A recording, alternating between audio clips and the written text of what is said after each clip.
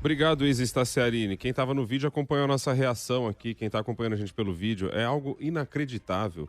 O comando do Exército vai dizer, olha, acho que a gente vai enviar aqui para a 5ª série. E aí vocês avaliam, fazem uns julgamentos com essa resposta. O que é isso, gente? O que é isso? Acho que todo mundo é... A quinta série, a educação no Brasil na 5ª série, com todo o problema que tem, é mais evoluída do que esse tipo de resposta que ele deu. Me desculpe, viu, gente? Me desculpe. Não era um ato político. Era o quê?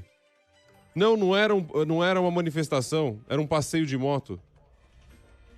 Esse Eduardo Pazuello, ele tira com a cara de todo mundo, na boa, viu? 6:05 agora. Viva Voz, com Vera Magalhães.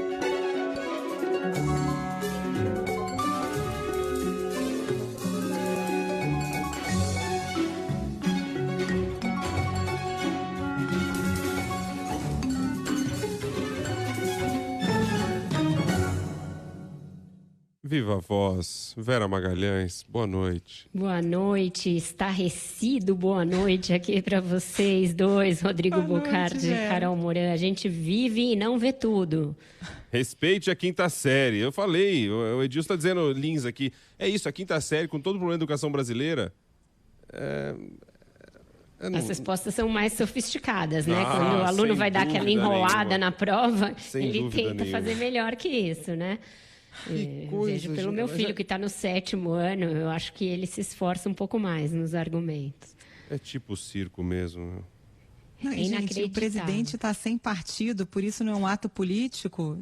Ele é o presidente Agora, da República, o lance... ele não é político porque está sem partido, é inacreditável. E não é que ele escreveu sozinho, sentou lá todo mundo, toda a turma sentou juntinho ali e montou essa carta, e montou essa defesa.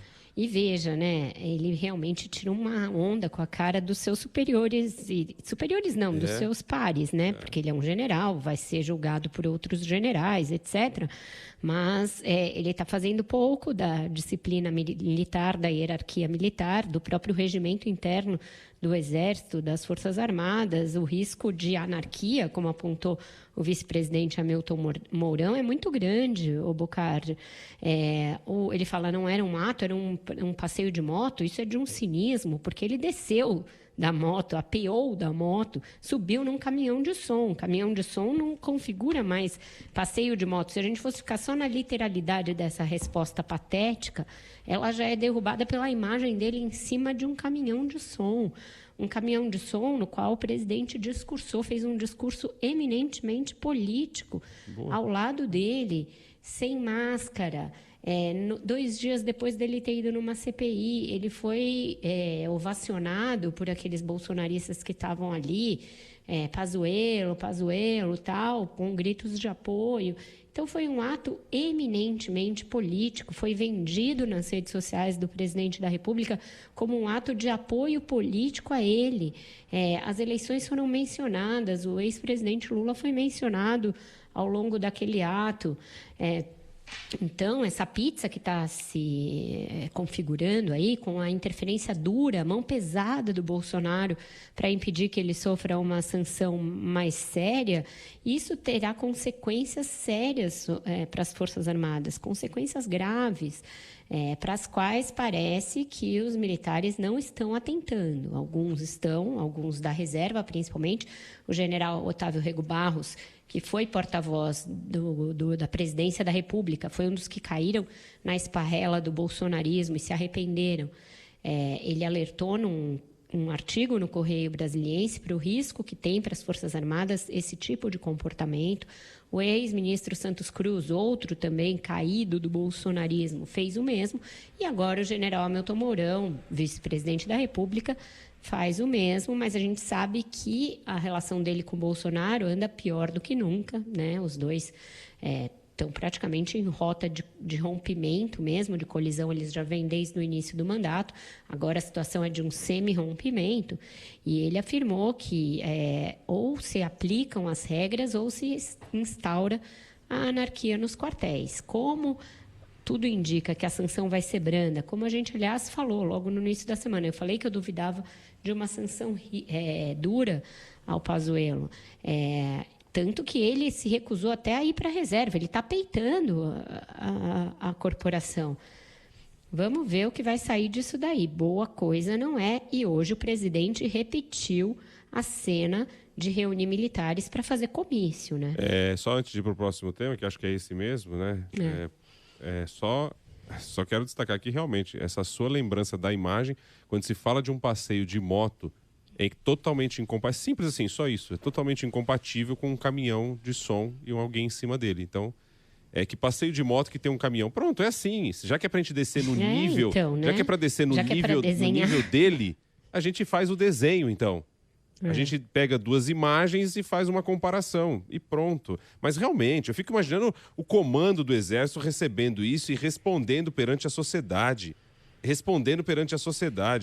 Que vergonha. É uma vergonha, e se eles passarem pano para ele, como tudo indica que vão fazer, porque o Bolsonaro praticamente está obrigando a que isso aconteça, impediu o Exército de soltar uma nota, e está trabalhando fortemente junto ao general Braga Neto, junto ao general Paulo Sérgio, que é o comandante-geral do Exército. Se ele conseguir essa pizza, aí a coisa vai degringolar de vez, Bocardi. Hoje ele foi a São Gabriel da Cachoeira, no estado do Amazonas, se cercou de militares para inaugurar uma ponte de madeira de 18 metros. Atenção, ponte, madeira, 18 metros. Nem prefeito inaugura ponte, né? Nem em Sucupira. O Odorico acho que falaria, me arruma uma obra melhor, pelo amor de Deus, para eu inaugurar. E aí ele foi lá inaugurar essa obra, se reuniu com os militares que são os responsáveis, a engenharia do Exército foi quem fez a obra, e começou lá uma preleção política, de novo, uma preleção que é um comício. Ele falou que espera que que as Forças Armadas não tenham de ser convocadas para agir dentro das 4 linhas da Constituição, que é a coisa que ele imagina que a Constituição preceitua para casos que ele imagina que sejam de colisão entre os poderes, então sempre instigando essa tal solução que viria das Forças Armadas, e falou do ano que vem, falou de eleição diante de um público de militares, do lado do ministro da Defesa, do lado do comandante do Exército, falou o seguinte, que existe uma polarização no Brasil, mas que aquele que olhar o país nos últimos 20 anos não vai cometer um erro no ano que vem. O que tem ano que vem, gente? Eleições. Fala em polarização e fala em eleições do lado de um monte de militares de diversas patentes. Então, de novo, é o presidente usando os militares para um ato político. E ele cita o ministro, olha, se temos oportunidade, se Deus nos deu essa missão, vamos aproveitá-la. Tenho conversado muito com o general Braga Neto, nosso ministro da Defesa. Mais do que uma obrigação, tenho certeza que vocês agirão dentro das 4 linhas da Constituição. Se necessário for, espero que não seja necessário. O presidente está instando os militares a tomarem uma medida qualquer que ele imagina que ele vai determinar como chefe das Forças Armadas, algo que ele adora dizer, que ele é o comandante em chefe das Forças Armadas. Então, está se armando um cenário muito, muito, muito complicado de insubordinação nas Forças Armadas instada pelo presidente da República, de quebra total de hierarquia, quebra total do que preceitua a Constituição em relação às Forças Armadas e a disciplina militar. Então, ou os militares entendem que eles precisam dar um limite para esse tipo de coisa do presidente, ou não haverá limite nenhum. E interessante a simbologia dele fazer isso no Amazonas, né, Vera? Porque é o estado do presidente da CPI, é o estado que virou símbolo da crise do oxigênio em Manaus, e também está na região amazônica, que é o outro flanco por onde o governo está sendo atacado, que é o meio ambiente, né?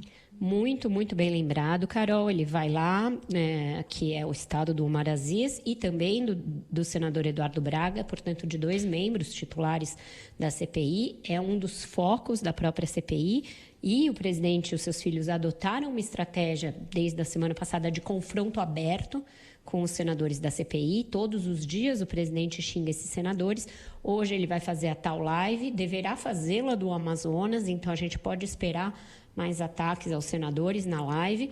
Espero que nenhum militar se sente ao lado do presidente da República nessa live, nem o general Braga Neto, mesmo ele sendo da reserva, sabe? Porque está se criando um clima muito, muito perigoso.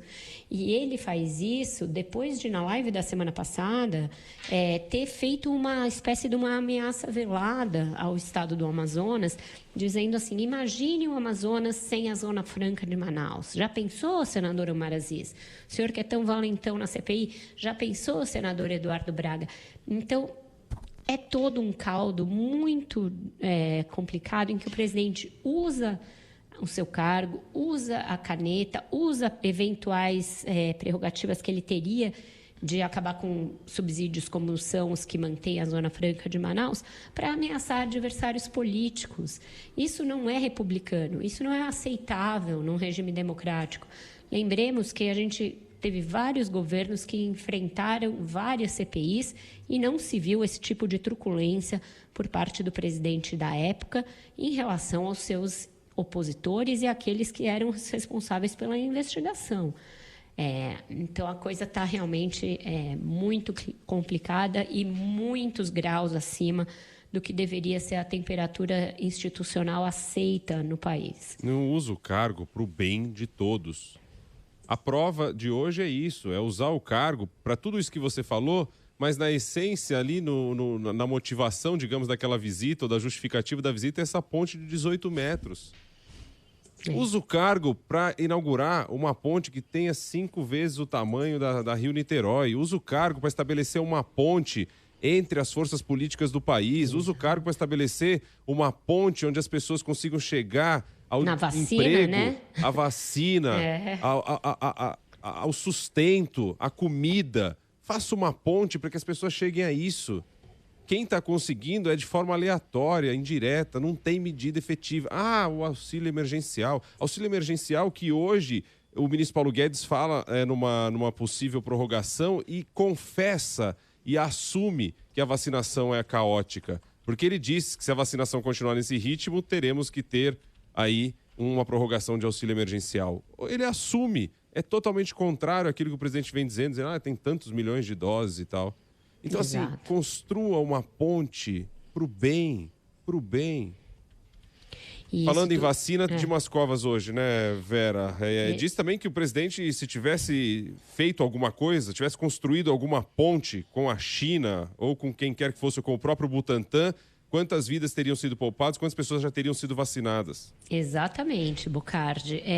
O depoimento do Dr. Dimas Covas, presidente do Butantan, hoje na CPI, evidenciou a total dissociação entre o cronograma oferecido pelo Instituto e aquele comprado e executado pelo Ministério da Saúde para Coronavac. Então, é a segunda vacina em que a gente tem uma cronologia muito clara de oferecimento sucessivo de vacina e a total falta de interesse e a disposição, é mais do que falta de interesse, é a disposição por parte do Ministério da Saúde de não comprar a vacina. A cronologia feita por ele é muito cristalina. Junho, julho, vão as primeiras ofertas para a compra da Coronavac para o Ministério da Saúde, já com um pedido para que ajudasse a subsidiar a fabricação da vacina aqui no Brasil, porque o Instituto Butantan detinha a tecnologia necessária para produzir aquele tipo de vacina de vírus inativado, uma vacina que o Butantan já tem expertise em desenvolver. Esse financiamento foi negado num primeiro momento, depois foi concedido por meio de uma outra linha de crédito não específica para a vacina da Covid-19. Aí, em outubro, se faz uma intenção de compra da vacina. Logo em seguida, o presidente da República diz que não vai ser comprado, e aí é quando ele desmente o ex-ministro Eduardo Pazuello, que disse que uma coisa era uma manifestação do presidente para a internet, sem nenhuma consequência, essa de que não iria comprar a vacina, e outra coisa, as tratativas que não teriam sido prejudicadas em nada. E aí é que o Dr. Dimas Covas desmente essa afirmação, mostrando que de outubro a janeiro, houve um período de silêncio por parte do Ministério da Saúde, em que aquela intenção de compra não só não foi reiterada, como o contrato não foi efetivamente fechado. As primeiras doses da Coronavac chegam prontas da China em novembro no Brasil, os insumos chegam em dezembro, no fim de dezembro já se tem doses de vacinas fabricadas no Brasil, e a gente não tem o contrato só foi assinado em janeiro, quando começou uma pressão muito grande sobre o presidente, porque a gente começou a ver o mundo, as imagens das pessoas no mundo sendo vacinadas, e isso teve um poder de pressão muito forte, e aí o governo fecha um protocolo de compras fecha o contrato dias antes da Anvisa aprovar o uso emergencial da vacina. Então, se tivesse feito o contrato ainda em novembro, ainda em outubro, ainda em dezembro, a Anvisa teria sido pressionada a autorizar a vacina muito antes, e a gente poderia ter iniciado essa vacinação em dezembro, assim como a da Pfizer, Bocardi, é o mesmo problema. Então, a gente teria, naquela ocasião, 2 vacinas com capacidade de serem aplicadas nos brasileiros. Você consegue imaginar quantos milhões de pessoas teriam sido vacinadas antes das aglomerações de Natal e Ano Novo, que levaram ao surgimento da segunda onda? Então, tudo isso é muito importante, tudo isso tem consequência na forma de vidas das pessoas. Vários que estão no respirador hoje, neste dia, 27 de maio, não estariam. Não estariam. Pessoas que morreram neste ano. A gente vai ter um recorde de mortes nesse ano. Vai ser muito superior ao que se imaginava. A gente já bateu esse recorde. As pessoas que morreram em 2021 já são muito mais do que as que morreram em 2020. E a gente poderia ter iniciado esse processo de vacinação muito antes. O Dr. Dimas Covas chama atenção também, Bocardi, para um outro aspecto que não é desprezível, não é secundário. Ele diz, olha, quando nós iniciamos os testes clínicos, porque essa parceria com a China, ela tem uma coisa muito interessante. O Butantan oferece a sua expertise para teste clínico de vacina, com a possibilidade de ter grupos grandes para esses testes, que é algo que a gente faz corriqueiramente. E o que acontece? Não aparecem voluntários para o teste. Por quê? Porque a desinformação nas redes sociais bolsonaristas quanto à vacina, quanto aos malefícios da vacina, quanto ao fato de ser vacina chinesa, todo esse bobajol teve um efeito sobre as pessoas e elas ficaram com medo de ser voluntárias para testes clínicos. Então, isso também atrasou a nossa capacidade de entregar a vacina pronta antes, porque os testes clínicos são uma fase essencial para a produção da vacina. Então, é nisso que a CPI vai ter que focar. Essa questão da vacina, o capítulo da vacina, é o capítulo central da nossa tragédia. É o capítulo central do relatório final da CPI, e dele vão derivar os demais que são secundários, como da cloroquina, a questão da imunidade de rebanho e tudo isso. Mas o da vacina é aquele que tem o potencial certeiro de responsabilização por aqueles que não compraram a vacina. Ô Vera, vamos avançar aqui para um outro assunto, que é o caso do ministro Ricardo Salles. A situação do ministro está se complicando. Você acha que tem chance, inclusive, de ter algum pedido de prisão? Pois é, tem um rumor muito grande na advocacia, no Ministério Público, na própria Polícia Federal, de que o ministro Alexandre de Moraes, com as suas decisões sucessivamente, está caminhando para construir a justificativa para decretar a prisão do ministro Ricardo Salles, caso isso seja requerido pela Polícia Federal. Ele ontem à noite, levantou o sigilo da Operação Aquandaba. Ele acabou por levantar esse sigilo porque muitas das coisas estavam vazando via PF. Então, ele falou, já que está vazando em partes, vamos levantar o sigilo total. Então, ele levanta o sigilo daquela parte que deu origem à operação, a toda a investigação inicial, antes das buscas e apreensões que ele concedeu na semana passada. Então, são mais de 400 páginas tornadas públicas, inclusive com as justificativas para todas aquelas ações que ele autorizou de busca e apreensão. Os documentos dessa busca e apreensão, tanto em relação ao ministro Ricardo Salles quanto ao presidente do IBAMA e outros, esta ele manteve sob sigilo. Essa documentação obtida nas buscas e apreensões continua sob sigilo porque a divulgação delas, ele acredita que tem potencial de atrapalhar as investigações. Isso é um passo importante. É muito documento que vai ficar à disposição para as pessoas entenderem o que levou até aqui. Então, tem saído várias reportagens mostrando que os representantes das madeireiras ilegais faziam suas comunicações de dentro do IBAMA no Pará, que foi a autoridade equivalente ao IBAMA nos Estados Unidos que avisou da remessa de mais de 153 mil metros cúbicos de madeira não certificada para os Estados Unidos e que essa madeira também seria enviada para a Europa. Então, vai se formando uma teia em que o IBAMA foi absolutamente conivente com o contrabando de madeira ilegal. E isso com consequências também para o ministro. Ele também sofreu críticas do general Mourão, do vice-presidente, por não ter ido à reunião do Conselho da Amazônia, nem mandado um representante.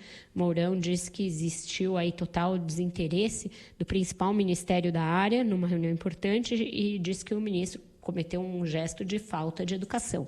Então, vai se configurando um clima que, apesar da força que o Salles tem junto ao Bolsonaro e junto à família Bolsonaro, se ele cair, de fato, nessa teia, Bolsonaro não vai sustentá-lo, vai querer se livrar dele para se livrar também do desgaste. Hoje mesmo o presidente disse lá que não tem nenhum ministro com corrupção, corrupto e tal. Então. Só faltou botar a palavra acusado, por enquanto. Vamos lá, qual que é a música de hoje, hein? Pois é, agora que você falou tanto de ponte, a gente podia ter pensado numa ideia com essa coisa da ponte, mas a gente faz aqui uma homenagem ao Nelson Sargento, grande sambista Nelson Sargento, que faleceu de Covid-19, apesar de ter tomado as 2 doses da vacina. Ele que é autor de mais de 400 músicas, sambas importantes, uma figura ali emblemática da Mangueira, do Vasco da Gama, do Rio de Janeiro e do Brasil. E a gente se despede ao som de Sargento e, enfim, fazendo uma homenagem justa a um dos grandes do samba. Somos um naipe de orquestra, raios de sol pela festa, nas partituras do amor. Surgiu no brilho dos instrumentos, feito uma sombra, um lamento, um contratempo da dor. Jamais a corda lá do destino fez nosso amor peregrino, vagando em acordes vãos. E a paz era perfeita harmonia, até que chegou o dia da gente fora do tom. Não tô num dia bom, não. Quando o amor começou logo cedo, quando eu comecei a presenciar de manhã esse faz de conta dessas barreiras sanitárias montadas, esse grande circo, e vendo muita gente levando isso a sério nos aeroportos, no terminal rodoviário do Tietê, e a variante escapando ali pelo aeroporto de Guarulhos, onde não tinha nenhuma barreira. Começou com os enfermeiros, os agentes de saúde, coitados, que recebem ordens, mas estavam medindo temperatura no pulso. Quando todos nós já sabemos, durante esse ano e tal, 18 meses, sei lá quanto, que não tem que medir no pulso, que tem que medir na testa. Começou fazendo pergunta para as pessoas: você está sentindo algum sintoma ou não? Como se aquela pessoa que não foi nem um pouco humana, nem um pouco ética, decente, já embarcou num avião já com sintoma. O que faria ela dizer que tem sintoma ao chegar no seu destino? Nada. Ou seja, um trabalho em vão, um circo. Para nada, nenhum resultado efetivo. Seguiu depois uma multidão em São Paulo, uma multidão cansada daquele trem lotado e que ficou ainda mais amontoada ainda depois que invadiram uma linha do trem e roubaram 8 argolinhas de peso. E aí a linha aérea do trem foi abaixo. E o trem não conseguia circular e as pessoas todas ficaram amontoadas, atrasadas, aglomeradas, quase pisoteadas. Argolinhas de ferro numa estrutura Quem é o ser humano que entra para roubar um negócio desse? E já que acontece, a gente sabe que acontece, qual é a empresa que não cuida de uma área de segurança, de um transporte de massa e permite que isso aconteça? Falei mais cedo hoje, enquanto a gente discute variante indiana, tentando pegar pelo rabo essa variante indiana, a gente tem a variante CPTM aqui em São Paulo, que é o nome da empresa, e todos os dias aí está exposta. E aí passa o dia inteiro, a gente ouve relatos desse tipo também, como a gente viu ainda há pouco aqui, de respostinha desaforada para um comando do Exército para tentar justificar uma atitude totalmente desnecessária. O que esse ministro teria que estar lá naquele dia, naquele lugar, como se já não tivéssemos problemas para resolver no nosso país? Desculpa, gente. Vamos pro repórter CBN. Vera, um beijo. Boa noite para você. Até amanhã, pessoal. Beijo, Vera.